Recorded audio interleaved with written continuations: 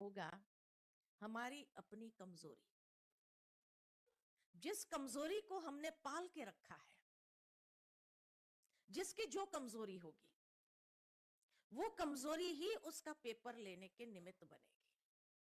अब उसकी कमजोरी अगर मोह होगा तो मोह पेपर के रूप में आएगा, उसकी कमजोरी अगर अभिमान होगा तो अभिमान के रूप में आएगा। इसलिए कहा कि बाबा ने पेपर आउट कर दिया है, तो आप अपनी कमजोरी को तो देखो कि हमारी कमजोरी कहां है, और उस कमजोरी में हमें अपने ऊपर ही विजय पाना है, क्योंकि चेकर हम पेपर के चेकर भी खुद है।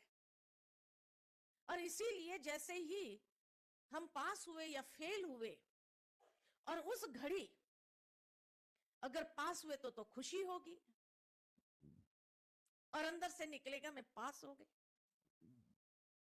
और अगर उस घड़ी फेल हो गए तो खुशी खत्म और आएगा फेल हो गए। बस भगवान वही जो आपने कहा ना, फेल होने के बाद कभी कोई अंदर से बोल नहीं सकेगा पास हो गए। तो इसीलिए जैसे ही ये संकल्प आएगा, क्या करें, फेल हो गए, बस वो आपका जो डिसीजन होगा पास या फेल का, वही फाइनल है।